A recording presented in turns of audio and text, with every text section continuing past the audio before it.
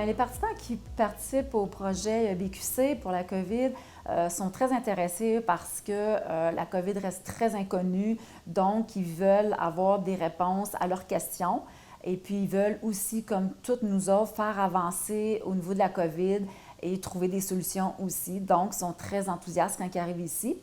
C'est des gens que la plupart d'eux arrivent qui sont inquiets, surtout ceux qui présentent encore des symptômes. Dans le fond, j'ai eu des maux de ventre pendant, je te dirais, 20 à 30 minutes maximum. Je pensais que j'avais mangé de quoi, peut-être passer date ou manger trop vite. Mais c'est ça, par la suite, avec le test et tout, ben là, ça s'est révélé positif. Fait que là, j'ai associé ces symptômes-là au COVID.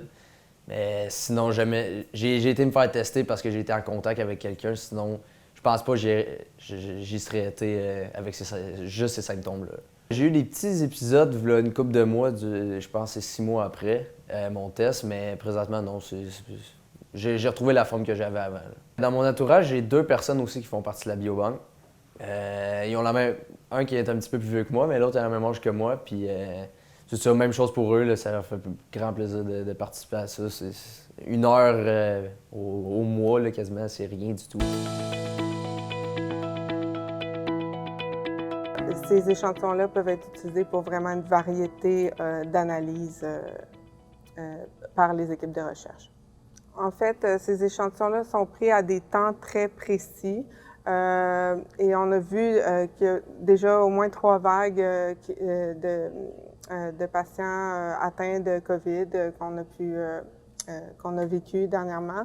Donc, ces échantillons-là ont été pris à des moments où il était pertinent post-diagnostic d'obtenir ces échantillons-là, chose qui n'est pas nécessairement possible en milieu hospitalier, parce qu'en milieu hospitalier, les analyses sont faites le jour même et il n'y a pas de conservation comme telle d'échantillons, à moins que ce soit prévu à des projets de recherche comme le nôtre. Là.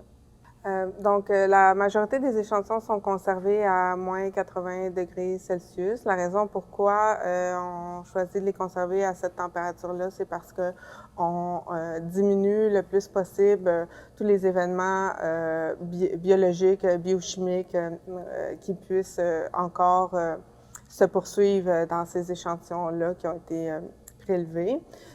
Certains des échantillons, comme les PBMC, sont à ce moment-là storés à moins 150 degrés Celsius parce que ces échantillons-là requièrent qu'il n'y ait vraiment aucun événement biologique qui se poursuive après leur échantillonnage. On a la plupart d'entre eux qui vont faire de l'anxiété, qui sont inquiets.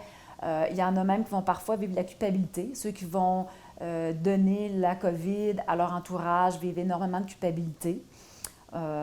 Fait que c'est ça, la majorité d'entre eux vivent de l'anxiété. Personne ne connaît vraiment ce virus-là, puis moi, ça me dérange. Ils m'ont appelé, puis j'étais juste content de faire partie de ça.